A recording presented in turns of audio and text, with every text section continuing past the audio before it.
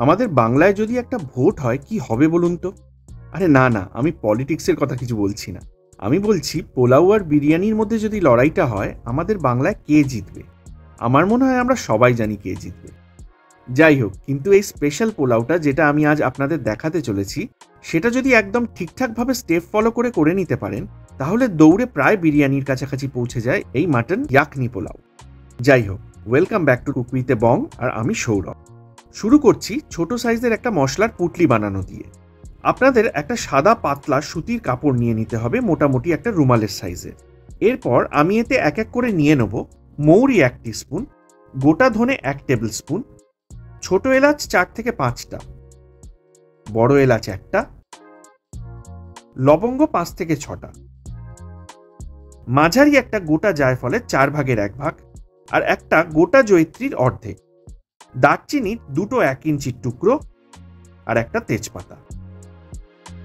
এরপর দুদিক দিয়ে গিট দিয়ে এর একটা ছোট পুটলি আমি বানিয়ে নেব আর সরিয়ে রেখে দেবো।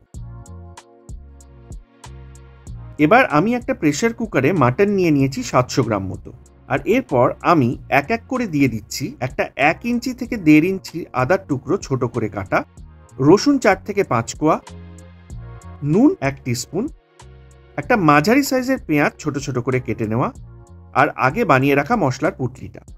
একদম শেষে জল 800 ml মতো। এবার মাংসটা আমাদের প্রেসার কুকারে পুরোপুরি সেদ্ধ করে নিতে হবে। নর্মালি 4 থেকে 5টা সিটিতেই এটা হয়ে যায়, যদিও মাটনের কোয়ালিটির ওপর এটা অনেকটাই নির্ভর করবে। এরপর পুটলিটা সরিয়ে আমি এটাকে স্ট্রেন করে নিচ্ছি,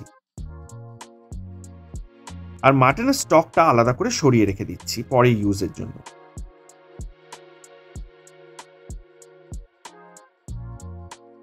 এরপর স্ট্রেনার থেকে মাটনের পিসগুলো একটা পাত্রে আমি আলাদা করে নেব। এখানে বুঝতেই পারবেন মাটনের মধ্যে সমস্ত মশলাগুলোর ফ্লেভার পুরোপুরি ইনফিউজড হয়ে যাবে। একটা আলাদা বড় ডেচকি বা ভেসেলে এবার আমি নিয়ে নিচ্ছি 1/4 কাপ মতো সাদা তেল আর 1/4 কাপ মতো ঘি। তেল আর ঘিটা গরম হয়ে গেলে আমি একসঙ্গে কতগুলো ফোড়ন দিয়ে দিচ্ছি: লবঙ্গ, ছোট এলাচ, গোলমরিচ, সাজিরে, বড় এলাচ আর তেজপাতা। লো টু মিডিয়াম ফ্লেমে 1 মিনিট মতো নাড়াচাড়া করলেই ফোড়নগুলো থেকে একটা সুগন্ধ বেরোতে শুরু করবে, আর তখনই আমি দিয়ে দেবো 2টো মিডিয়াম সাইজের পেঁয়াজ কুচোনো। পেঁয়াজগুলো ব্রাউন হয়ে ক্যারামেলাইজড হওয়া অবধি আমি ভেজে নিচ্ছি। এরপর আমি এর মধ্যে দিয়ে দেবো 1/4 কাপ মতো জল, আর আরো 2 মিনিট মতো মিডিয়াম ফ্লেমে নেড়ে নেব। এবার আদা রসুনের পেস্ট দিয়ে দিচ্ছি 2 টিস্পুন মতো, আর কাঁচা গন্ধটা চলে যাওয়া অবধি এটাকেও কষিয়ে নিচ্ছি।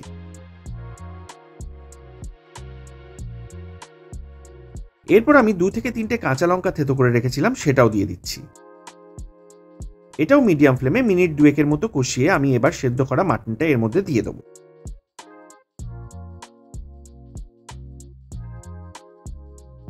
মাটনটা দিয়েও 2 থেকে 3 মিনিট মতো কষিয়ে নিতে হবে।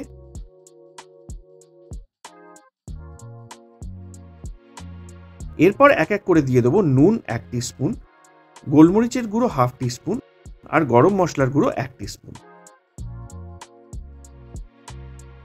ভালো করে আরো 2 থেকে 3 মিনিট মতো কষিয়ে নিচ্ছি, আর তারপর ফ্লেমটাকে অফ করে দিয়ে অথবা একদম কমিয়ে দিয়ে আমি দিয়ে দেবো 3/4 কাপ মতো ফ্যাটানো টক দই।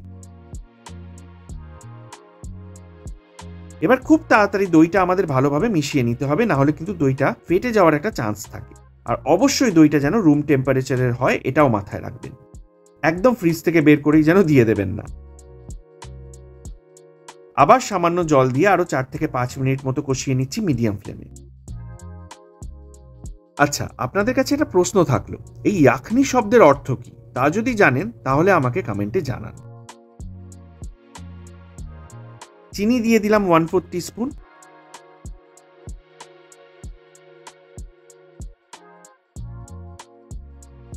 আর এরপর দিয়ে দিচ্ছি মাটনের স্টকটা 3 থেকে 3.25 কাপ মতো। যদি দেখা যায় যে স্টকটা কম থাকে তাহলে একটু জল মিশিয়ে এটাকে 3 থেকে 3.25 কাপ মতো করে নেবেন।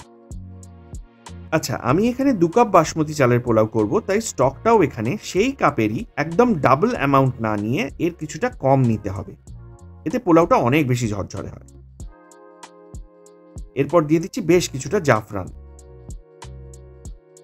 আর হাফ টিস্পুন মতো কেওড়া জল। জাফরানটা যদি একটু বেশি পরিমাণে দিতে পারেন তাহলে কিন্তু ভালোই হয়।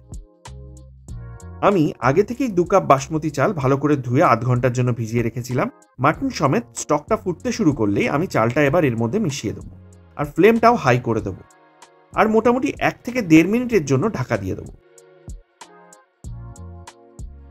এরপর ঢাকাটা খুলে একবার হালকাভাবে পুরোটা ভালো করে মিশিয়ে নেব, আর এরপর ফ্লেমটা একদম লোয়েস্টে করে দিয়ে ঢাকনা দিয়ে 10 থেকে 12 মিনিটের জন্য ছেড়ে দিতে হবে।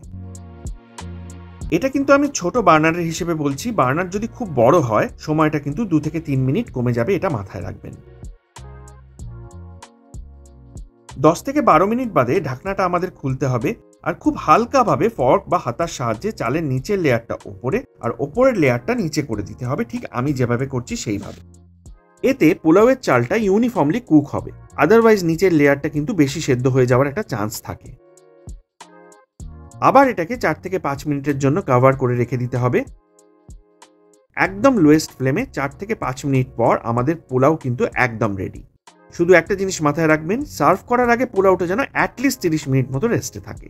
এতে এক্সট্রা ভেপারটাও বেরিয়ে যায় আর চালটাও একদম ঠিকঠাকভাবে সেট হয়ে যাবে। তাহলে যে কোনো একটা ছুটির দিন দেখে এটা একবার বানিয়ে ফেলুন। আবার বলছি, একেবারে হুবহু বিরিয়ানি না হলেও প্রায় বিরিয়ানির মতোই কিন্তু এনজয় করবেন। আর ঠিকঠাকভাবে নামলে উইদাউট সাইড ডিশেও এটা দারুণ লাগে, শুধুমাত্র স্যালাড বা রায়তার সাথেই। আর আমাকে কমেন্টে অবশ্যই জানান কেমন লাগলো রেসিপিটা। ভালো লাগলে ওই একটাই রিকোয়েস্ট, একটা লাইক তো আমি এক্সপেক্ট করতেই পারি। আর যারা নতুন এই চ্যানেলে তারা সাবস্ক্রাইব করে বেল আইকনের অলটা অবশ্যই প্রেস করে দেবেন। আজ তাহলে এই অবধি, নেক্সট আবার আসছি কোনো একটা দারুণ রেসিপি নিয়ে।